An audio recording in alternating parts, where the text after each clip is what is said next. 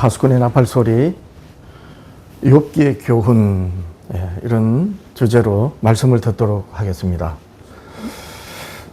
욥은 일생토록 하나님이 사탄 마귀에게 칭찬하실 정도로 그렇게 하나님을 신앙하는 믿음을 지켰습니다. 욥하면 까닭을 모르는 고난, 이렇게 우리가 알고 있고, 또 교회들이 욥기의 교훈하면은 뭡니까? 곤선징악, 하늘은 의인을 돕고 지키시고 또 악을 미워한다, 이런 어떤 곤선징악에 대하여 이제 교회들이 말을 하거든요. 그러면서 욥이 왜 이 고난을 받았는지에 대해서는 적어도 제가 궁금한 바에 대한 답을 얻으려고 성경을 참고하고 또 많은 그 목사님들이나 이런 분들이 설교하는 걸 들어봤지만 아주 시원하게 저한테는 답이 되지 않았어요. 그래서 제가 욥기를 대할 때마다 제가 성경 66권 중에서 가장 집중해서 가장 오래도록 성경을 읽고 상고한 성경이 바로 욥기입니다. 제가 신앙 개혁하기 전에 그렇게 도대체 욥이 왜 고난을 당했나 그랬는데 참 하나님께서 욥기로 어떤 교훈을 하시는지 제가 깨닫고 비로소 성경을 이해하기 시작했어요. 이해하기 시작했다는 얘기는 뭐냐? 제가 신앙을 개혁하기 전에 하나님의 복음을 잘 몰랐었어요. 근데 나중에 신앙 개혁하면서 하나님의 복음을 이해하고 나니까 욥을 통해서 하나님께서 복음을 말씀하셨더라고요.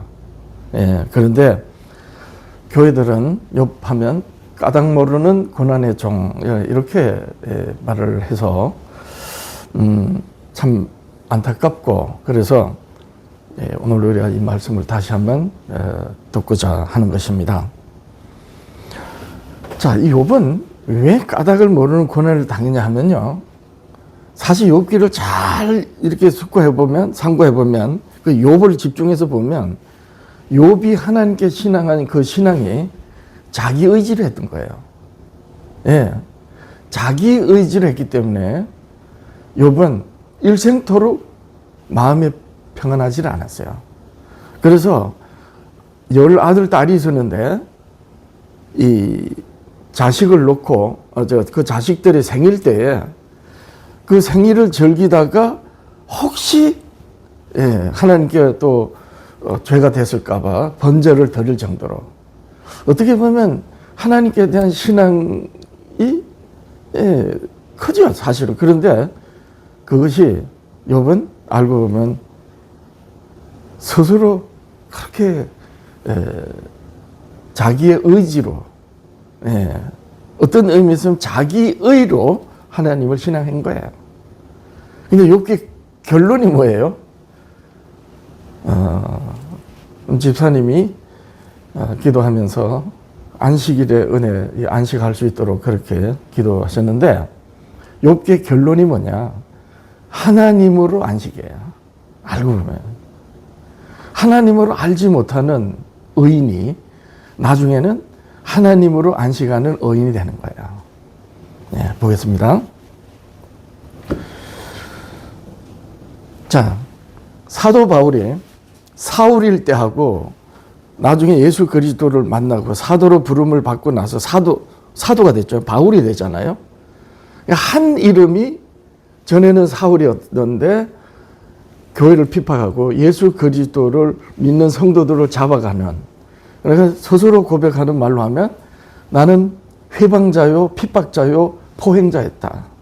그런데 나를 긍휼히 여겨서 사도로 삼으셨다, 이렇게 고백하거든요. 그래서 사울은 자기의 사울일 적을 회상하면서 사도 바울이 된 그 은혜가 너무너무 커가지고 편지를 쓴 것이 사도 바울의 서신이에요. 예, 복음이 뭔지 깨달은 거야. 그걸 깨닫고 기록한 성경이 뭐다? 로마서입니다. 이 로마서는 하나님의 복음을 논증한 거예요. 예, 그 로마서로 사도 바울이 뭐라 하느냐? 3장 10절에 기록한 바, 예, 구약 성경에 여러 기록이 나옵니다. 의인은 없나니 하나도 없으며 깨닫는 자도 없고 하나님을 찾는 자도 없고 다 치우쳐 함께 무익하게 되고 선을 행하는 자는 없나니 하나도 없도다. 다윗은 이렇게 고백했어요. 시편 14편 1절. 여러분, 다윗이 왜 하나님을 그토록 사랑하고 하나님의 사랑을 구하였는가? 이유가 있어요. 의인이 없다는 걸 아는 거예요. 예. 어리석은 자는 그의 마음에 이르기를 하나님이 없다 하는도다. 다윗이 고백하는 겁니다. 그들은 부패하고 그 행실이 가증하니 선을 행하는 자가 없도다. 예. 선을 행하는 자 하나도 없다는 거예요. 여호와께서 하늘에서 인생을 굽어 살피사 지각이 있어 하나님을 찾는 자가 있는가 보려 하신 즉 다 치우쳐 함께 더러운 자가 되고 선을 행하는 자가 없나니 하나도 없도다. 예. 다 치우쳐 함께 무익하게 되고 선을 행하는 자는 없나니 하나도 없도다. 여러분, 우리가 하나님을 신앙하면서요, 의인은 없다, 하나도 없다, 따라서 나도 의인이 아니다는 것을 자각할 때에 그분을 믿게 되는 겁니다. 그분께 자신의 영혼을 의탁하는 거야. 이것을 예수님께서 산상수훈으로 이런 사람을 어떻게 표현했다? 영이 가난한 자는 복이 있다 그랬던 것입니다. 네. 자, 그러면 하나님이 구약의 선지자들로 다윗으로 이렇게 선한 자가 하나도 없다 라고 말씀하시고 그리스도의 사도로 하여금 의인은 없나니 하나도 없다 하셨으면 그걸 누가 증명해야 돼요? 예, 하나님이 증명하셔야 돼요. 그죠? 자, 하나님이 선언하신 말씀이기 때문에 하나님이 증명하셔야 되는데 어떻게, 누구로, 누구에게 하셨냐는 거예요. 이게 굉장히 중요합니다. 자, 누구에게 하셨나요? 예, 의인이 없다는 것을 기록한 사람에게 한 거죠. 예. 다윗이 깨달았고 사도 바울이 깨달았는데 이 의인은 하나도 없다라는 것을 성경으로 처음 기록한 사람에게 깨닫게 하신 거예요. 누구예요? 모세입니다. 여러분, 성경 66권 중에서 아브라함이 믿음의 조상이고 그 전에는 노아가 있었고 그 전에 에덴 동산에 아담이 있었지만 하나님이 계시하신 말씀을 인생들로 하여금 깨닫도록 기록하게 하신 첫 선지자가 모세예요. 따라서 의인은 없나니 하나도 없다는 것을 누구에게 교훈하셨다? 모세에게 하신 것입니다. 왜 그렇죠? 모세가 하나님의 종이기 때문입니다. 다시 말해서 하나님께서 모세로 하여금 너도 의인이 아니다는 거예요. 너도 의인이 아니다. 따라서 네가 나의 종으로 이스라엘이 인도하는 인도자지만 똑같다는 거예요. 예수님께서 뭐라 하시느냐? 많이 선생이 되지 말라 그랬어요. 선생은 한 분뿐이에요. 그죠? 바로 모세에게 이걸 교훈했던 거예요. 봅니다. 자, 욥기 1장 1절이야. 우스 땅에 욥이라 이름하는 사람이 있었는데 그 사람은 순전하고, 순전하다는 말은 완전하다는 말이에요. 더하고 뺄 게 없다는 거예요. 정직하여 거두며 하나님을 경외하며 악에서 떠난 자들아. 똑같은 말씀을 1장 8절과 2장 3절에서 하시는데 이 1장 8절과 2장 3절에서는 누구에게 이렇게 말씀하시느냐? 사탄 마귀 보고 말씀하셨어요. 사탄 마귀 보고 네가 내 종 욥을 봤느냐 이러시면서 그는 완전하고 정직하여 하나님을 경외하면서 악에서 떠난 자다라고 사탄 앞에서 사탄에게 하나님이 자랑하실 만큼 욥이 의인이었던 거예요. 네, 이렇게 자랑한 욥이 자식이 뭡니까? 그 생일 때 혹 흠이 됐을까봐 번제를 하고 할 정도로 그렇게 욥은 자신의 완전함을, 바름을 하나님께 보이려고 그렇게 신앙을 하였던 것입니다. 그죠? 자, 근데 잘 보세요. 욥기 마지막 장이 바로 욥이 이제 깨닫는 게 되는데, 욥이 이제 회개를 합니다. 욥기 42장 6절. 그러므로 내가 스스로 거두어드리고, 뭘 거두어드려요? 지금까지 자기 한 말 다 거두어드린 거예요. 내가 내 자신을 몹시 싫어하고 이런 거예요. 티끌과 제 가운데서 회개하나이다. 욥은 자신이 회개할 것이 없는 줄 알았어요. 그래서 아내가 당신이 믿는 하나님을 저주하고 죽으라까지 하고 그랬거든요. 그리고 욥을 위로하러 왔던 친구들은 끝까지 욥을 정죄했잖아요. 예. 그렇게 욥이 왜 고난을 당했다? 아니, 자기가 회개할 게 없는데, 회개하라고 하니, 그러면 자기가 죄인이라는 게 되잖아요. 이걸 욥은 인정할 수가 없었던 거예요. 그래서 끝까지 욥은 자기의 순전함과 완전함과 자기의 옳음을 주장했던 겁니다. 그래서 나중에 이제 뒤에 보면 알지만 하나님께 뭐라고까지 탄원하느냐? 하나님, 도대체 사람이 하나님에게 무엇입니까? 사람을 하나님이 얼마나 크게 보시기에 나로 하여금 이렇게 고난을 당하게 합니까? 그 사람이 누군지 내게 알려주십시오. 이럴 정도였어요. 여러분, 율법을 가지고 있는 성도님들은 이 부분을 잘 이해해야 됩니다. 근데 그렇게 하나님이 원하시는 그 사람이 누군지 가르쳐 주시면 제가 그 사람을 본받아 보겠습니다. 이런 식으로까지 탄원해요. 그냥 욥이 회개가 됩니까? 안 되지. 그 욥이 까닭을 모르는 고난이 아니에요. 자기가 왜 회개되는지를 몰랐던 것이지. 네, 욥은 알고 있었어요. 하나님이 원하시는 그 사람이 누구냐는 거예요. 그걸 몰랐던 거예요. 근데 나중에 보세요. 회개하는 거예요. 어떤 가운데?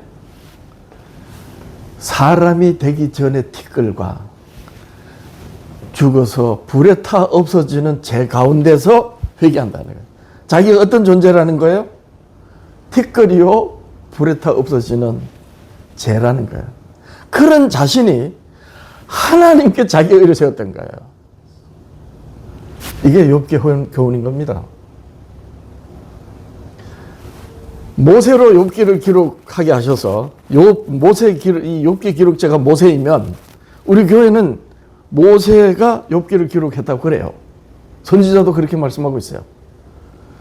그러니까 하나님이 모세로 하여금 욥기를 기록하게 하신 뜻이 뭐라고요? 금방 떨지 말아라. 여러분, 여자가 낳은 자 중에서 모세가 가장 온유한 자라 그랬어요. 성경에. 그렇죠? 여기에 원인이 있는 거예요. 하나님의 율법을 받는, 하나님이 자기를 계시하신 말씀이 율법이에요. 율법에는 하나님의 의가 나타났다 그랬어요. 그래서 하나님의 의가 나타났다는 것은 결국에 하나님이 자기를 계시하셨다는 거예요. 뭘로? 율법으로.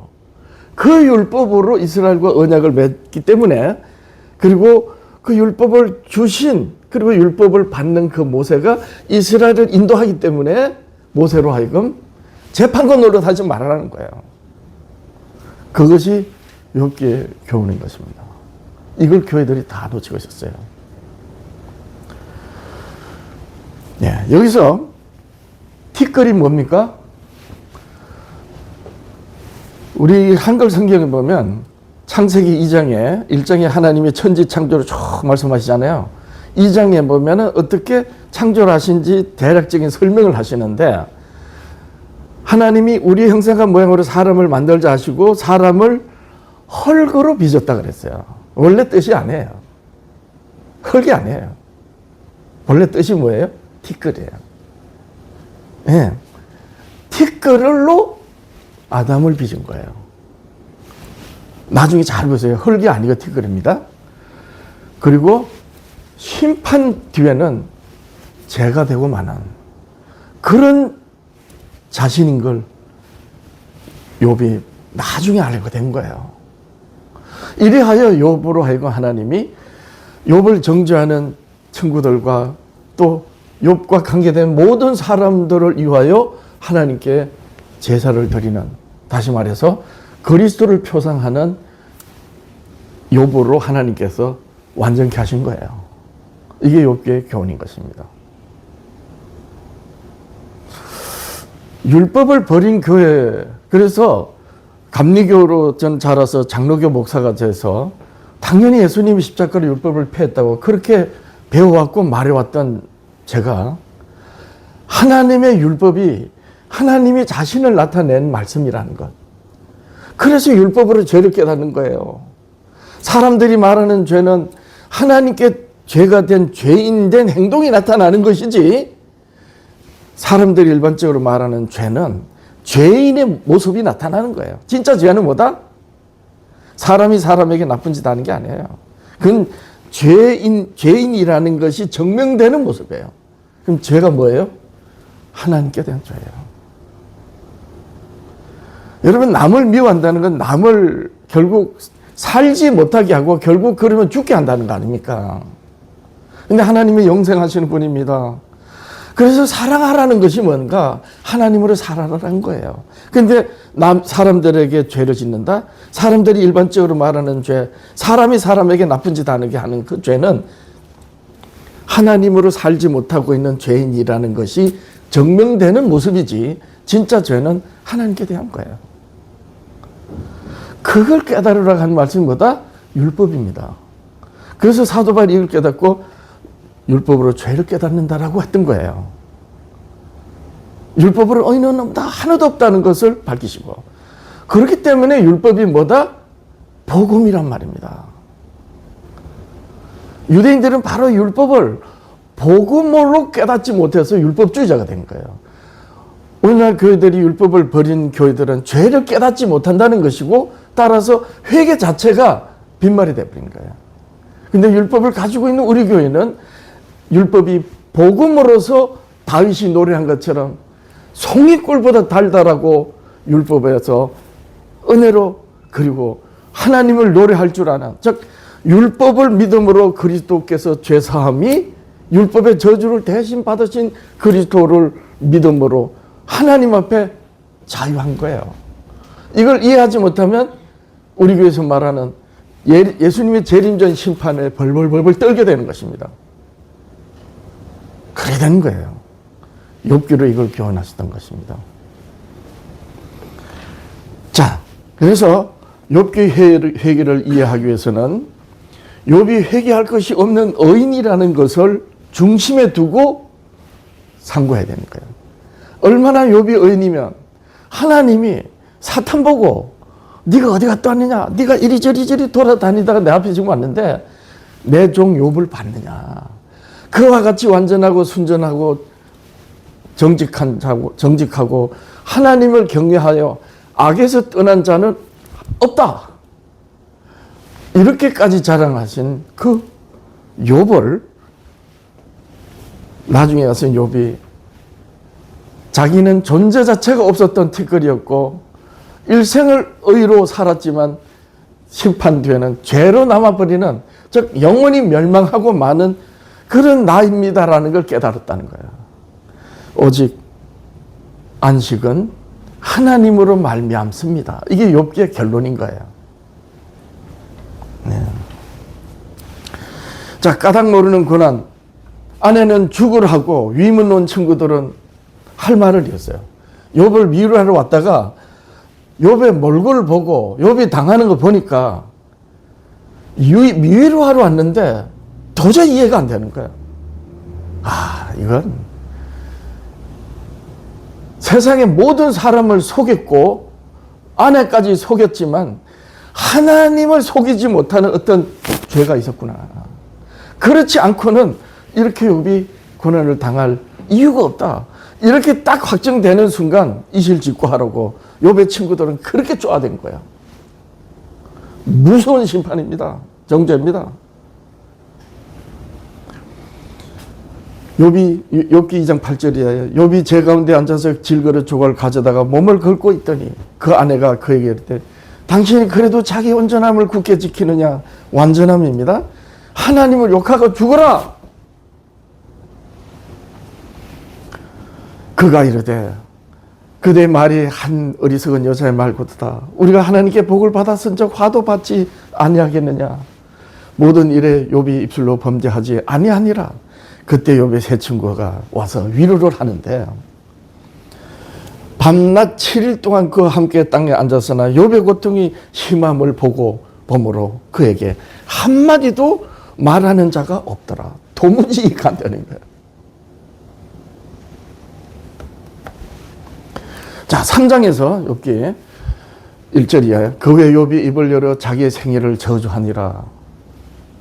성경에 보면 자기 생애를 저주하는 선지자가 또 하나 있죠. 예레미야입니다. 망하는 유대 민족을 보고 그 하나님의 이스라엘 백성이 망하는 거예요. 결국 하나님이 예레미야 선지자로 그렇게 말을 하니까 예레미야가 죽고 싶은 거예요. 그래서 생애를 저주하는 겁니다.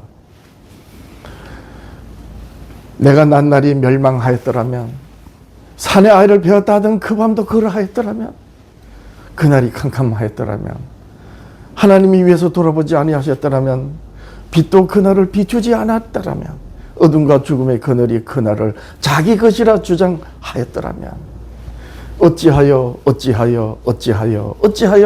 내가 저절 빨았던가.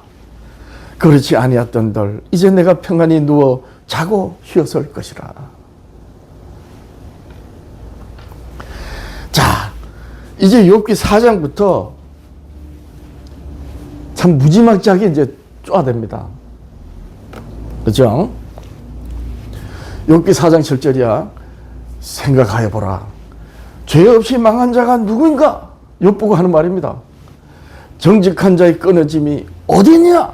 어떻게 정직한 자가 끊어지느냐? 내가 보건대 악을 밭갈고 독을 뿌리는 자는 그대로 거두나니 욥이 네가 그랬다. 사람이 어찌 하나님보다 의롭겠느냐? 사람이 어찌 그 창조하신 이보다 깨끗하겠느냐? 하나님 앞에 무릎 꿇으라는 거야, 이 말은.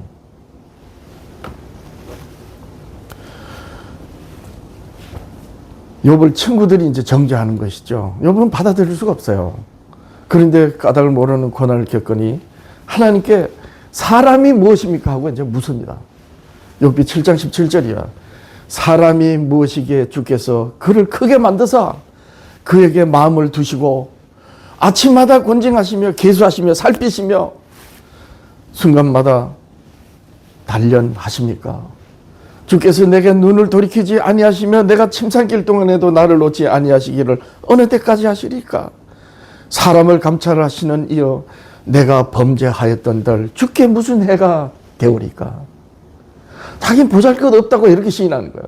그 보잘것 없어서 제가 아버지께 죄가 되었기로 그것이 하나님께 무슨 영광을 가립니까? 그렇게 나는 보잘것 없습니다. 그런데 하나님이 원하시는 그 사람이 누굽니까? 이렇게 욥은 하나님께 혹 자기가 알지 못하는 죄가 있다 할지라도 그게 내가 범죄하였던들 주께 무슨 해가 됩니까? 라고 하나님께 탄원하는 거예요. 자, 욥은 자기가 죽어 없어져도 자기 말이 하나님께서 들으시기를 원합니다. 이제 욥은 망신창이 돼서 이제 죽게 되는 거예요. 이래 이제 얼마 못 사는 거 압니다. 근데 그렇게 죽고 나면 더 이상 누군가가 나를 위하여 하나님께 탄원할 사람이 없는 거예요. 그래서 어떻게 하느냐? 죽어도 눈 못 감습니다 하는 거예요. 욥기 19장 23절이야. 나의 말이 곧 기록되었으면 책에 쓰여졌으면 철필과 나무로 영원히 돌에 새겨졌으면 좋겠도다. 뭔 말이에요? 자기가 죽고 없어져도 영원히 없어지지 않는 자기의 하소연이 돌에 새겨져 있으면 이 돌은 안 없어지는 거예요. 그러면 하나님이 굽어서 언젠가는 그 돌에 새겨진 자기 소원을 들을 것이라는 거예요. 내가 알기에 나의 대속자 살아 계시니 마침내 그가 땅 위에 서실 것이라. 내 가죽이 벗김을 당한 데도 내가 육체 밖에서 하나님을 보리라. 교회들은 욥의 이 고백에서 예수님의 그 부활 신앙을 믿었다고 그래요. 그건 지들이 하는 말이에요. 완전히 틀린 건 아니에요. 예수님은 아직 오지도 않으셨는데 무슨 부활입니까? 이 말씀을 잘 들여다보면 죽어도 눈 못 감겠다는 거예요. 그렇잖아요. 왜냐하면 자기가 죽어도 돌에 자기가 하나님께 탄원하는 그 말들이 기록되어 있으면 죽어도 하나님께 볼 거 아닙니까? 하나님께서. 그래서 죽어도 눈 못 감겠다는 거예요. 이거 욥의 너무너무 처절한 절규입니다. 근데 교회들은 욥이 예수님의 부활신앙을 이런 아주 아닙니다. 하나님의 의인의 고난으로 나중에 가보세요. 욥이 그렇게 가득 모든 고난으로 결국 하나님이 죽도록까지는 안 하셨지만 욥이 자기가 죽음을 얘기를 해요. 예수님의 죽음을 말씀하는 거예요. 나중에 가보면요. 자, 욥은 끝까지 자신의 무죄함을 굽히지 않습니다. 욥 31장 6절이야. 하나님께서 나를 공평한 저울에 달아보시고 그가 나의 온전함을 아시기를 바라노라. 하나님이 나를 모른다는 거야. 얼마나 억울하면 이렇게까지 하겠어요. 자, 욥기 이제 제가 세 번째 나눌 말씀인데 끝까지 자신의 무죄함을 굽히지 않은 욥이 해결을 합니다. 욥 4장 42장 6절. 그러므로 내가 스스로 거두어드리고 검정에게는 그러므로 내가 내 자신을 몹시 싫어하고 티끌과 제 가운데서 회개합니다. 무엇을 회개하는가? 예. 잘 보세요. 욥기의 핵심 구절인데 욥기 13장 15절. 그가 하나님이 나를 죽이시려니. 여러분, 하나님이 율법의 저주로 예수님을 죽이신 거예요. 그렇지 않습니까? 내가 희망이 없노라. 아버지여, 내 영을 아버지 손에 부탁하나이다. 예수님은 아버지께서 자기를 죽이시는 걸 알았어요. 그래서 자신의 영을 아버지 손에 부탁합니다고 십자가에서 그렇게 기도를 드리신 거예요. 근데 욥은 이걸 몰랐던 겁니다. 그래서 내가 희망이 없노라, 소망이 없노라. 그러나 그 앞에서 내 행위를 아리라. 그럼에도 믿음을 지키는 거예요. 자, 예수님이 십자가에서 기도하는 걸 우리가 들어봅니다. 마태복음 24장 46절. 제9시쯤에 오후 3시쯤인데요. 예수께서 크게 소리를 가르치되 엘리 엘리 라마 사박다니 하시니 이는 곧 나의 하나님 어찌하여 나를 버리시나이까. 그가 나를 죽이시리니 똑같은 말이잖아요. 이는 곧 나의 하나님 어찌하여 나를 버리시나이까 하는 뜻이라. 엘리 엘리 라마 사박다니.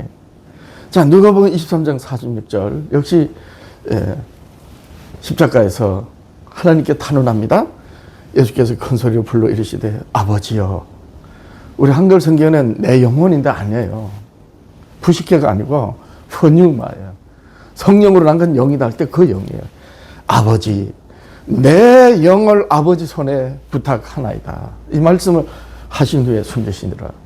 예수님은 영이 끊어진 거예요. 그것이 둘째 사망의 멸망인 겁니다. 예수님은 정말 멸망당했다니까요. 하나님 아버지께서 예수님을 그렇게 멸망시킨 거예요. 그래서 우리가 그리스도 안에서 십자가에서 같이 멸망당하고, 즉 멸망, 둘째 사망의 심판에서 우리가 이미 멸망당한 거예요. 예수님 시간표로 보면. 여러분, 우리의 영이 사탄에 속아서 미혹의 영을 쫓아갔던 우리 영이 그리스도 십자가에서 죽으실 때, 그래서 영이 예수님 하나님께서 끊어지실 때 우리가 그리스도 안에서 우리 영이 같이 멸망됐다니까요. 그런데 아버지 손에 부탁하나이다 하는 주님의 부탁으로 하나님께서 그리스도를 다시 살리시니 우리가 그리스도 안에서 이 영이 다시 살아난 거예요.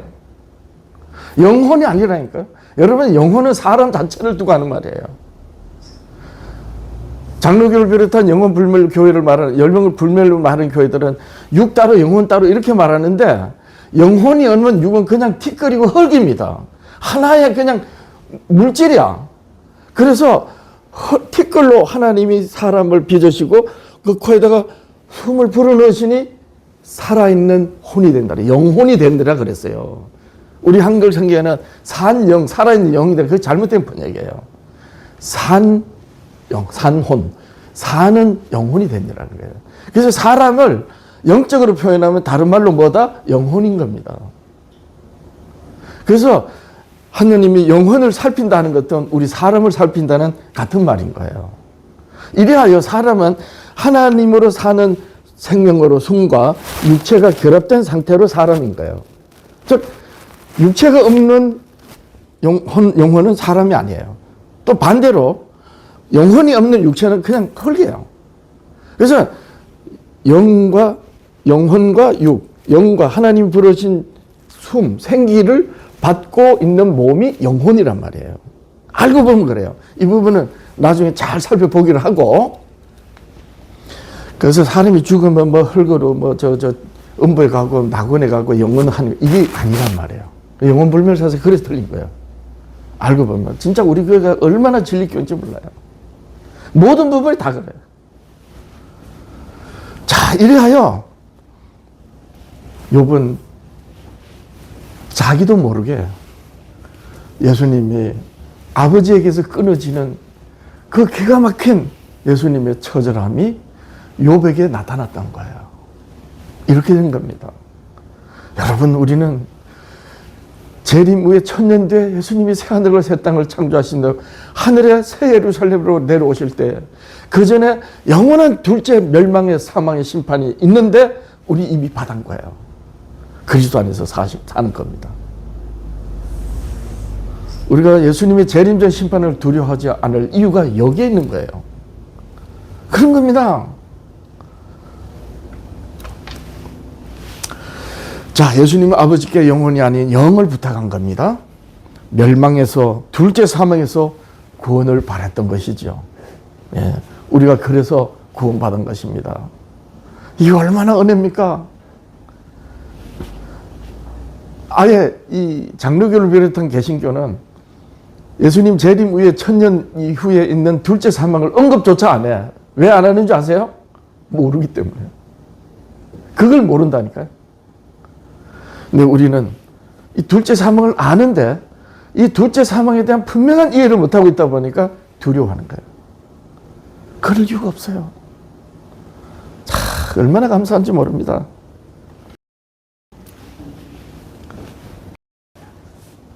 예. 자, 의인의 희생은 하나님의 사랑을 계시하시는 율법을 완성하는 것이다. 예, 이렇게 결론이 되겠죠. 자, 마태복음 22장 37절이야. 예수께서 이르시되 내 마음을 다하고 목숨을 다하고 뜻을 다하여 주 너의 하나님을 사랑하라 하셨으니 이것이 크고 첫째 되는 계명이요. 예, 언약의 10계명의 첫째에서 넷째 계명까지입니다. 둘째도 첫째와 같으니 내 이웃을 내 자신과 같이 사랑하라 하셨으니 이 두 계명이 온 율법과 선지자의 강량이니라. 자, 온 율법과 선지자가 뭐냐? 하나님이 모세와 선지자들로 예수 그리스도에 관하여 친히 정언하신 하나님의 복음이에요. 예수님이 공생애를 시작하실 때 어느 좀 시간이 지나서 때가 찼으니 이르시되 천국이 가까이 왔다. 회개하고 복음을 믿으라고 그랬잖아요. 그 복음을 처음 말씀하신 분이 예수님이에요. 근데 없는 걸 말씀하신 게 아니에요. 예수님 이전에 복음이 있었어요. 모세의 글과 선지자의 글이에요. 그런데 그 복음이 나쁜 짓 하지 말고 율법 조문대로 살아라 이게 아니고 예수 그리스도를 증언하신 말씀이기 때문에 예수님이 이 세상에 나시기 전까지는 복음이 안 되는 거예요. 그래서 율법과 선지자로 불리는 겁니다. 근데 예수님을 가리키는 말씀이기 때문에 예수님께서 모세와 선지자들로 하나님 아버지께서 말씀하신 그 말씀이 나에 대한 말이야 라고 말씀하고 그 말씀이 들릴 때 복음이 되는 거예요. 안 들리면 같은 말씀이 심판 말씀 되는 거죠. 이렇게 복음이 정리되는 거예요. 복음으로 불리기 전에 뭐라 불렸다? 모세와 선지자의 글로 불렸다. 이래하여 예수님이 부활하시고 제자들이 다 도망가고 실망했는 그 제자들을 끝까지 찾으셔서 뭘로 가르치셨어요? 모세 율법과 선지자의 말을 가지고 자기에 대하여 자세히 가르치시느니라. 이렇게 된 거예요. 예, 바로 이 율법, 모세와 선지자인데, 율법과 선지자인데, 선지자는 뭡니까? 모세도 선지자예요. 모세도 예언하고 계시하셨죠? 그럼 모세 이후의 선지자들은 모세의 글로 하나님을 알았어요. 그리고 모세의 글 율법으로 이스라엘을 인도한 자들이 시대마다 세우신 선지자들이에요. 따라서 모세와 선지자는 같은 말이에요. 이렇게 되는 겁니다. 자, 그래서 모세와 선지자는 어떤 말이다? 복음이 복음으로 불리기 전에 불린 이름이다. 자, 이렇게 되는 겁니다. 그래서 율법을 복음으로 받아들이지 못하는 순간 그가 율법을 지키는 것은 백발백중 유대주의자들, 율법주의자가 되는 거예요. 유대인들이 그랬어요. 율법을 가지고 있는 교회 성도들이 조심해야 되는 부분이 바로 이 부분입니다. 제가 신앙개혁 우리 교회 와서 이 재림전 조사심판을 두려워하고 13만 4천을 받았냐 안 받았냐 이런 우리 성도님들 보면서 참 안타까워져요. 지금도 안타까워요. 아니 왜 자유하지 못하지? 이미 예수님이 둘째 사망을 당할 때 아버지 내 영을 부탁하나이다. 그리고 숨지실 때 우리가 그리스도 안에서 멸망의 심판을 받고 그리스도 안에서 부활하신 그리스도 안에서 우리가 새로 거듭났는데 다만 거듭난 자답게 살지 못하는 연약함 때문에 있는 거죠. 그래서 우리가 그리스도를 더 의지하는 거예요. 자, 그래서 바로 이 언약의 열 말씀이 하나님을 사랑하라, 이웃을 사랑하라는 것이에요. 언약의 열 말씀 10계명이. 그런데 이것이 온 율법과 선지의 강령이다 할 때는 강령은 모든 걸 매달다는 거예요. 무엇이? 율법과 선지자가. 모세 이후로 선지자들의 모든 하나님의 말씀이 모든 구약 성경의 말들을 매달고 있다. 이런 뜻이에요. 예. 여러분, 이 신명기 마지막 장은 누차 말씀드렸지만 모세가 쓴 글이 아닙니다. 모세 오경의 마지막 성경 신명기의 마지막 장이 34장이에요. 그럼 모세의 죽음만 나와. 장사 진행 가고. 그래서 누군가 대피를 했는데 모세가 이 땅에 있을 때 마지막으로 한 말이 뭐라 그랬어요? 이스라엘의 너는 행복한 자다. 그러니까 젖과 꿀이 흐르는 땅에 들어가거든. 너같이 안식하게 하라. 너와 함께하는 이들을. 예, 모세 40년 전엔 이걸 못 깨달았어요. 근데 나중에 이걸 깨닫고 하나님 안에 잠들었던 거예요.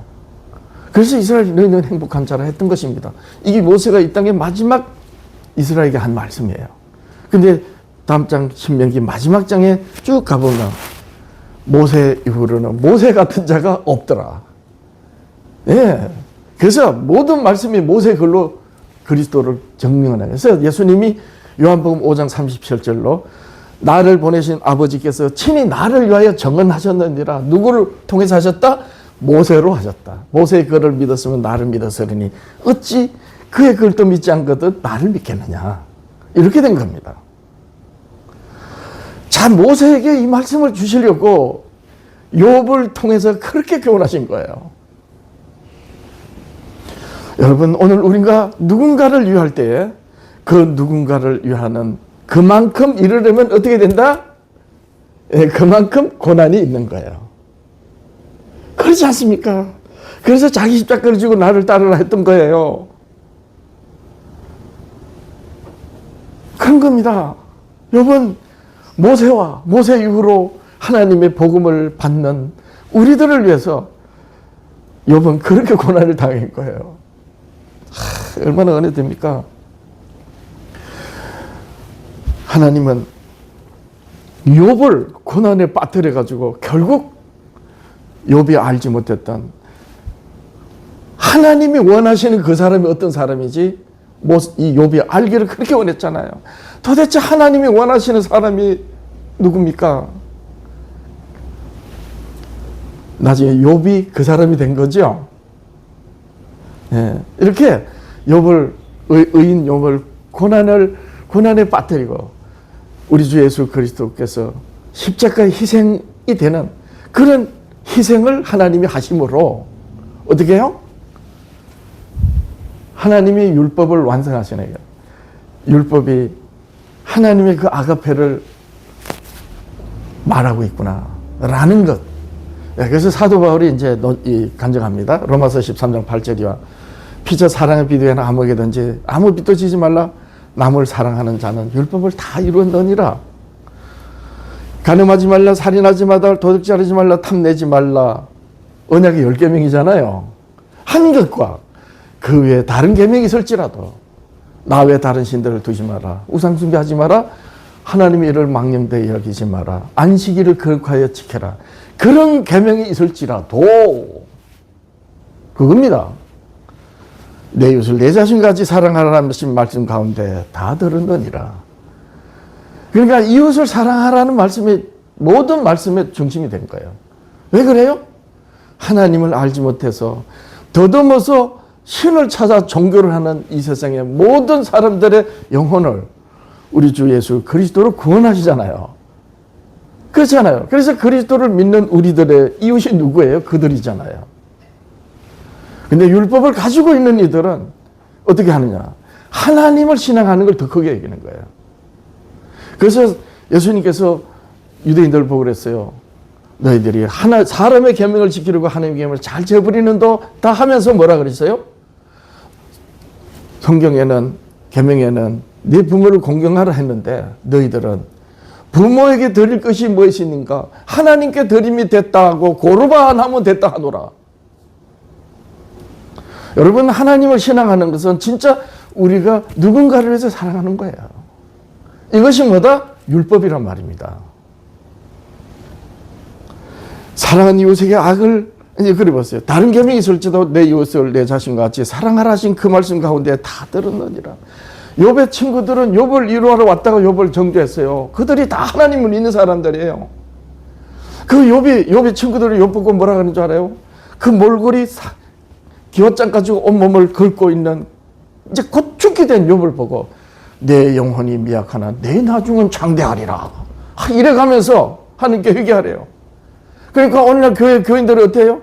누군가 집들이 가거나 이러면 또 사업하는 데 가면 액자에다가 시작은 미약하지만 내 나중은 장대하리라. 이런 걸 가지고 선물을 해. 그게 얼마나 저주스러운 말인데 욥한테. 사랑은 육의 악을 행하지 아니하나니 그러므로 사랑은 율법의 완성이니라. 이게 욥기에 나타났단 말이에요. 야고보서 2장 8절이야. 너희가 만일 경에 기록한 대로 성경에 기록한 대로 이 레위기 19장 18절 말씀이 이 얘기입니다. 내 이웃을 사랑하기를 내 몸과 같이 사랑하라 하신 나타나잖아요. 계명을 최고한 법을 지키는 이거 보세요. 내 이웃을 내 자신까지 사랑하라는 이 말씀이 레위기 19장 18절 말씀인데 야고보는 뭐라냐? 예수님의 형제 야고보는 최고한 법이래요. 최고한 법. 잘하는 것이거니와 만일 너희가 외모로 사람을 취하면 죄를 짓는 것이니 율법이 너를 범죄자로 정하리라. 온 율법과 선지의 강령을 따르지 않았다는 거죠. 그래서 우리가 율법을 지킬 때 법조문 하나 가지고 이거 아니야 이게 아니라니까요. 알고 보면 사실 우리가 어떤 의미에서 이거 하나 잘 따지는 것은 그 사람은 여전히 육체 가운데 있다는 거예요. 알고 보면 자유하지 못하기 때문에. 정말 복음이라는 것은 율법이 우리를 얼마나 자유하게 하는지를 아는 거예요. 다 율법을 완전히 지켜서가 아니고 율법을 다 이루신 그 예수 그리스도로 하나님이 우리를 사랑하시는 그 사랑 안에 있기 때문에 그런 겁니다. 자, 그럼 보세요. 그러면 율법이 폐지면 어떻게 돼요? 칼뱅주의 교회, 장로교, 침례교인 여러분, 목사님 여러분, 그러면 율법이 폐지면 어떻게 됩니까? 하나님의 사랑을 폐하는 겁니다. 의인의 희생을 없애는 거잖아요. 예수님이 무엇의 저주로 십자가에 달렸어요? 율법의 저주로. 진짜 목사, 어제 그저께 화요일날 저 앞에서 마이크 들고 연동교회 목사님, 아버지도 통합적 우리나라 최고 교단 총회장 하시고 아들도 총회장 하신 140여 년 된 우리나라에서 정말 역사적인 교회고 권위 있는 교회 목사님. 교인들이 영혼에 빨대 그만 받고 거짓말 하지 맙시다 그랬어요. 예. 자, 욥이 어느 정도까지 죄를 멀리 했느냐. 욥기 1장 2절에 보면은 7 아들 3 딸에 10 남매가 있었는데 그 자녀들의 잔치날이 지나면 욥이 그들을 불러다 정결케 하되 아침에 일어나 그들의 명수대로 번제를 드렸으니 이는 욥이 말하기를 혹시 내 아들들이 죄를 범하여 마음으로 하나님을 배반하였을까 함이라. 이럴 정도였어요. 마음으로 전까지. 욥의 행사가 항상 이러하였더라. 여호와 하나님께서 사탄에게 이르시되 내가 내 종 욥을 주의하여 보았느냐. 그와 같이 완전하고 정직하여 하나님을 경외하며 악에서 떠난 자가 세상에는 없느니라. 자, 이렇게 하여 하나님이 욥으로 세상엔 의인은 없나니 하나도 없다고 선언하신 말씀을 증명하신 거예요. 예, 그렇죠? 오직 예수 그리스도. 이렇게 되는 것입니다. 로마 3장 10절이야 기록한 바 의인은 없나니 하나도 없으며 깨닫는 자도 없고 하나님을 찾는 자도 없고 다 치우쳐 하나님께 무익하게 되고 선을 행하는 자 없나니 하나도 없도다. 세상에는 없다. 예. 하나님이 사탄에게 말씀하실 정도로 욥이 그랬던 거예요. 자, 만약 아브라함과 욥이 같은 시대에 살았다면 아브라함도 욥에 못 미쳤다는 것이지요. 우리 교회는 욥이 어느 시대에 살았다 하느냐? 족장 시대에 살았다 그래요. 아브라함 또는 이삭 또는 야곱 시대에 욥이 살았다 그런 겁니다. 그럼 보세요. 그 시대에 욥이 같이 살았으니 아브라함도 이삭도 야곱도 욥에 미치지 못했던 거예요. 이런 욥이었던 겁니다. 이건 제 말이 아니에요.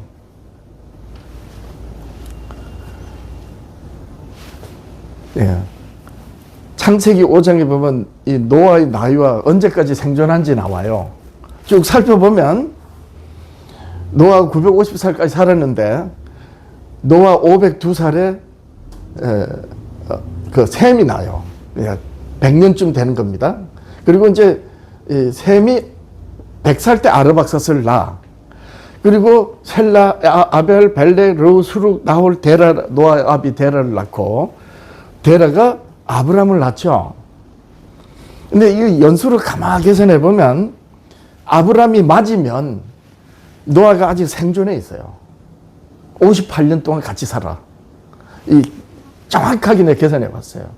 아브람이 맞으면. 근데 이 아브람이 적어도 하란 마지보다가 적어도 60년 뒤에 태어나요. 그것도 성경을 다 계산해 봤어요. 그러니까 60년째가 아니고 60년 뒤에 태어나는 거야. 그래서 아브람은 노아와 같이 살지는 않았어요. 근데 누구하고 같이 살았다? 셈하고 같이 살았어. 셈이 더 오래 살아. 아브람보다가.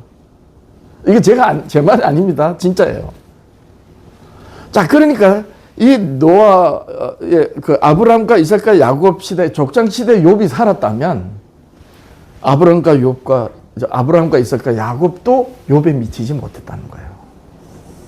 깜짝 놀랄 일이 아닙니까? 그래서 아브람은 믿음의 조상이 된 거예요. 만약에 아브람이 욥보다도 더 의인이었으면 아마 욥이 아니고 아브람이 욥을 하나님이 고난의 길을 가도록 하셨을 거예요. 그런 겁니다. 성경을 얼마나 세밀하게 봐야 되는가.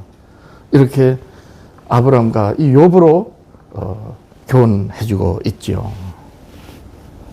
예. 자, 욥기는 누가 기록했느냐? 모세가 기록했다, 아니다. 나중에는 뭐 솔로몬이 기록하고 또 예레미야 선지자가 기록했다. 여러 설이 있어요. 그런데 욥기를 읽어보면 욥이 자기가 티끌이라 그랬잖아요. 티끌과 제 가운데 회개합니다. 인생이 뭐라고요? 티끌이라는 거예요. 모세가 이걸 노래했어요. 시편 90편에. 시편 90편에 읽어보면 욥기 39, 40, 41, 42 하나님이 욥에게 계시로 나타나셔가지고 내가 천지를 지을 때 네가 뭐 했느냐. 막 아주 욥을 책망하시잖아요.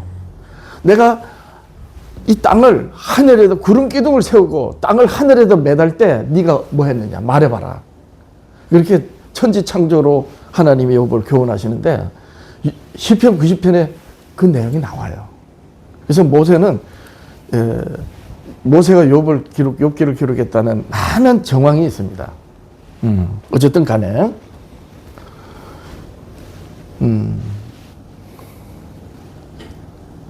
자 여기 이제 아브라함이 맏이냐 아브라함이 막내냐 이거 제가 규명하는 내용이에요. 규명하는 건데 장자가 하란이고 아브라함이 막내예요. 성경에 보면 나와요. 이렇게 보면 간단히 살펴보고 갈게요. 다 보면 자 창세기 11장 29절 아브람과 나홀이 장가 들었으니 아브람의 아내 이름은 사레며 나홀의 아내 이름은 밀가니 하란의 딸이요. 건친거리는 거예요. 즉 하란의 딸이 밀가가 나홀 동생의 아내가 됐으니까 적어서 20살 차이 나는 거죠. 하란하고 나홀 둘째하고. 하란은 밀가 아비며 또 이스가의 아비더라. 나홀이 장가갈 때 갔던 형제 하란의 딸 밀가에서 장가를 갔다. 이건 모든 교회나 신학자들이 공통된 의견이에요. 그러므로 여자가 20세 정도로 혼인하였다면 하란이 나홀보다 20세 정도는 많았다는 거죠. 따라서 나홀은 동생인 거예요. 장자가 아니다는 거예요. 그러면 막내가 누구고 장자가 누구냐 이거죠. 예. 하란과 아브람 이 둘 중에 누가 장자인가? 하란이 장자고 아브람은 하란보다 60년 뒤에 나타나요. 세 부분으로 보면 알 수 있어요. 창세기 12장 4절 아브람이 하나님의 소명으로 본토 친척 아비 집을 떠날 때 75세. 사도행전 7장 여러분 사도행전 7장 서대반 집사는 2300주야에 별도로 유대 민족을 위해 떼는 기한이에요. 서대반 집사가 하나님의 2300주야에 70일에를 이루셨다라고만 알면 안 돼요. 어떻게 이루신가 알아야 돼요. 서대반 집사가 아브람이 막내라는 걸 정확하게 증언하는 거예요. 사도행 7장 아브람에 대한 서대반의 설교 그리고 창세기 11장 32절 아비 데라가 하란에 죽을 때 나이를 계산해 보면 돼요. 자, 데라 나이 70세 아들을 낳습니다. 그 아들이 첫 아들이 아브람이면 아브람이 부름을 받을 때가 75세니까 그렇죠? 첫 아들이 70세 낳았어요. 데라 아비가.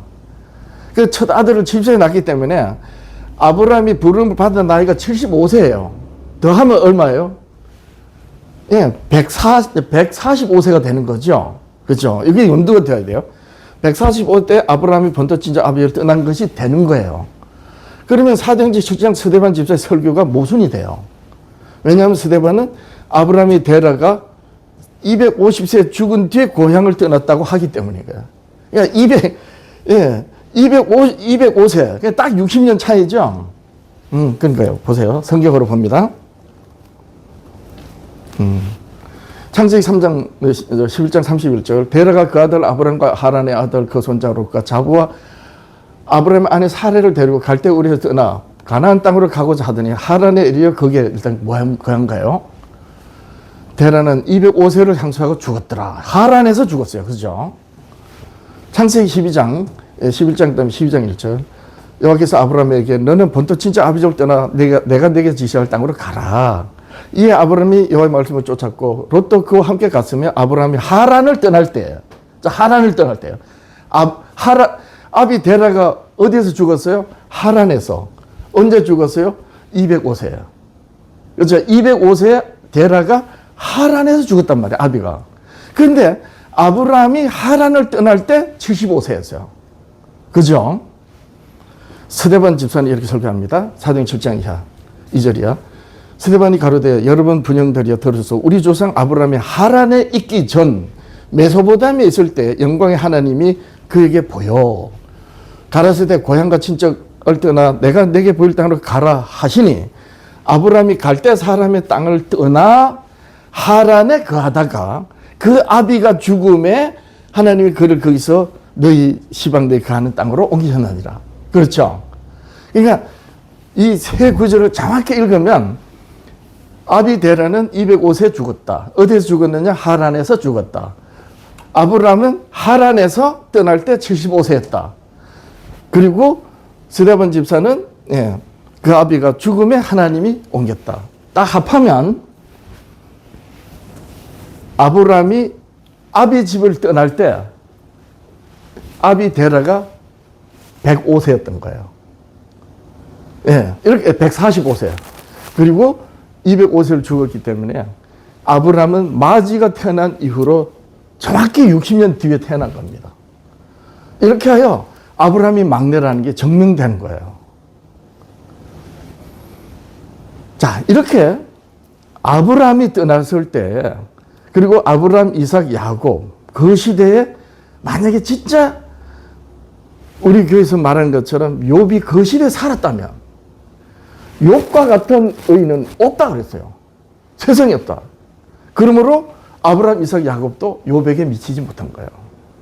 그러면 아브라함이 왜 복을 받았느냐? 믿음으로. 근데 욥은 왜 하나님께 고난 받았느냐? 하나님이 사탄에게 자랑하실 만큼 의인이었기 때문에. 이 차이인 겁니다.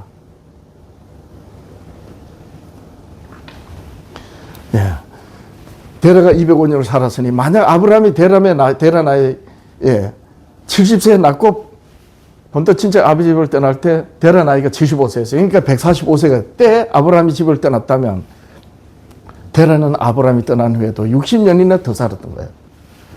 근데 아브라함이 아비가 죽은 후에 떠났다고 했으니 아브라함은 마지가 태어난 후 60년 뒤에 태어난 동생인 것이지요.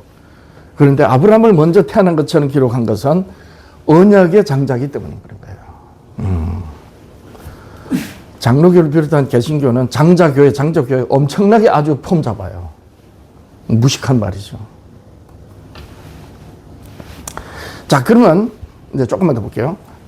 아브라함이 그러면 출생 연대가 언제냐? 열왕기 6장 1절에 근거한 출애굽기 연대가 BC 1446년에 여기 때 BC 1446년에 출애굽했어요. 출애굽 12장 40절 이스라엘의 애굽의 체제가 430년이 그죠? 그리고 창세기 21장 5절에 아브라함 이삭을 낳을 때가 100세였어요. 창세기 4장 49장 9절에 야곱이 애굽에 이주할 때가 130세.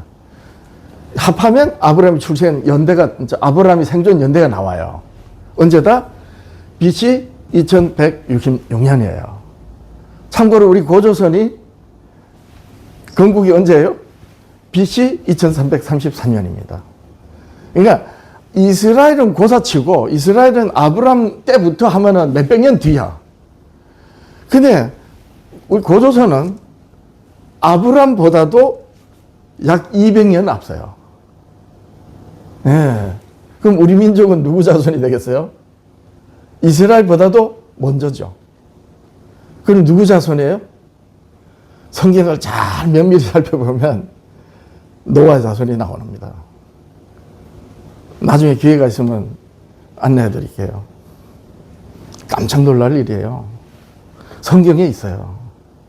근데 이런 얘기를 하면 우리 민족이 노아의 자손이고 또 노아는 아담하고 노아가 하나님하고 대화한 노아가 하나님과 대화했잖아요. 누구 말이겠어요? 아담의 말이죠. 에덴 동산의 말. 그렇잖아요.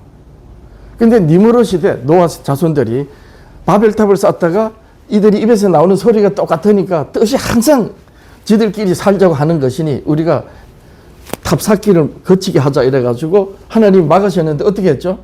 말 소리가 바뀌었어요. 그때 에덴 동산의 언어가 사람들이 하나님께 바벨탑 쌓음으로 잃어버리게 된 겁니다.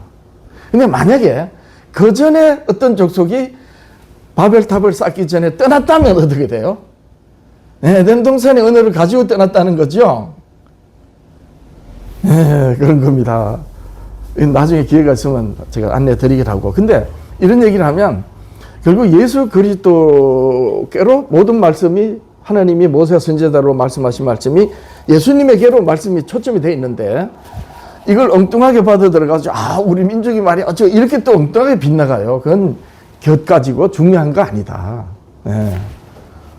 자, 어쨌든 간에 바로 욥이 이런 시대에 살았단 말이에요. 근데 세상에는 없더라. 욥과 같은 이가 없더라. 그리고 사도 바울은 이걸 깨달아서 다윗이 노래한 걸 인용해서 세상에는 의인은 없다. 하나도 없다.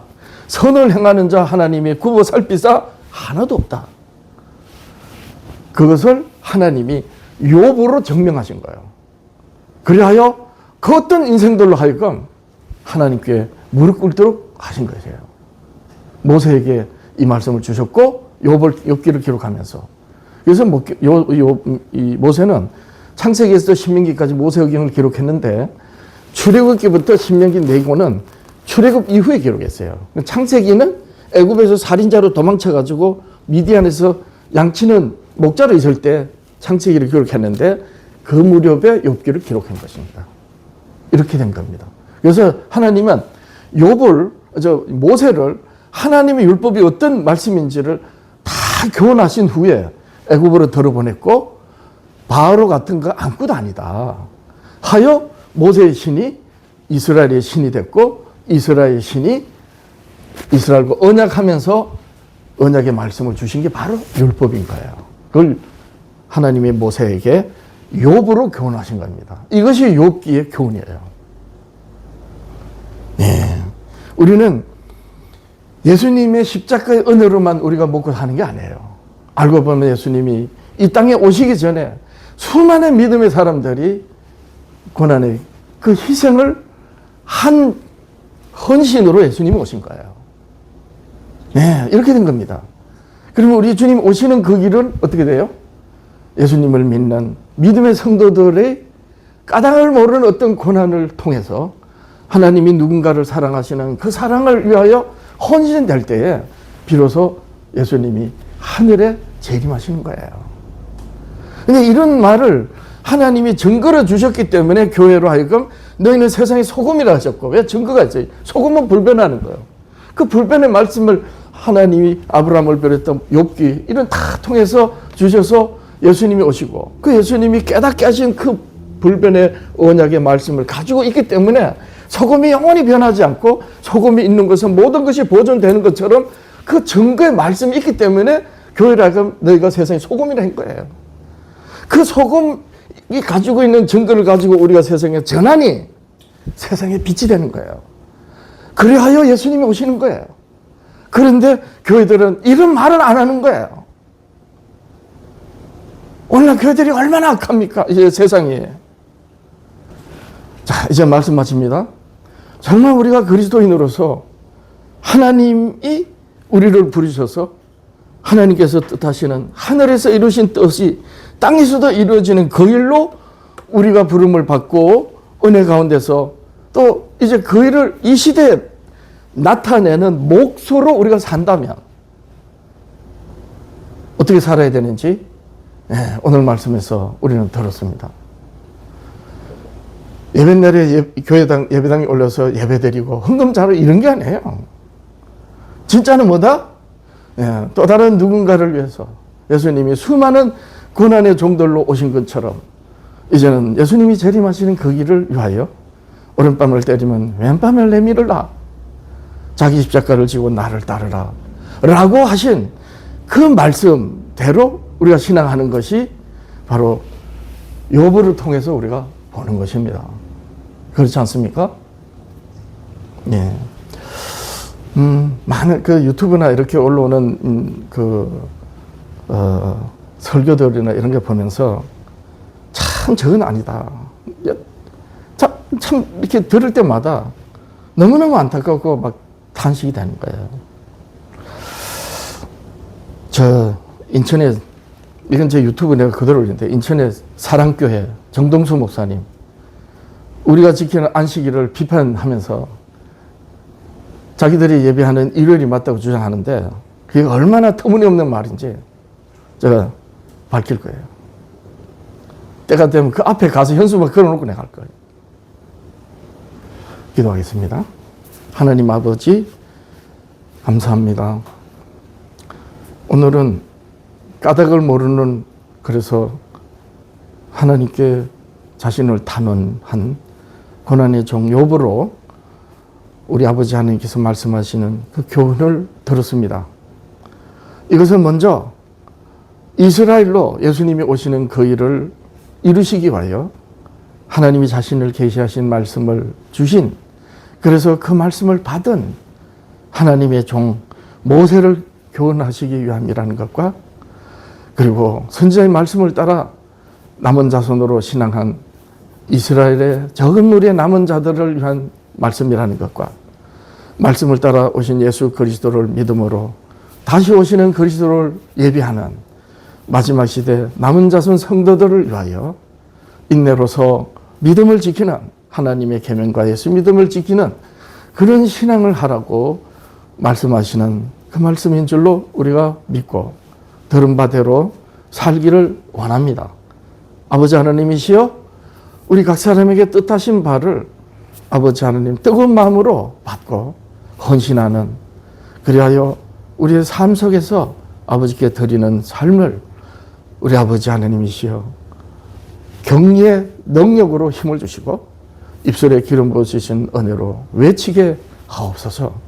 이라여 교회를 깨워넣으시는 하늘 지정소에서 중보하시는 우리 주님의 그 일을 맡은 자로서 파수꾼의 나팔로 불고 교회 문을 두드리는 아버지 하나님, 저희들의 헌신이 될 수 있게 하옵소서. 마지막 시대 남은 자손 성도들로 우리 주님이 오실 때에 그 영광에 참여하는 우리들이 될 수 있게 하옵소서. 이제 함께하는 이들과 함께 아주 기초적인 어린아이가 젖을 먹는 그 젖과 같은 말씀에서부터 의의 말씀에 아버지 하나님이시여 우리가 따르고 헌신할 수 있는 데까지 이르는 그런 공부로 말미암아 자라는 교회, 그래야 헌신되는 교회가 되게 하옵소서. 예배 드리면서 예물 드립니다. 드려진 성결에 복을 다하시고 구하는 것마다 주의 뜻을 구하여 우리 아버지 하나님께 영광 되게 하옵소서. 예수님의 이름으로 기도합니다. 아멘.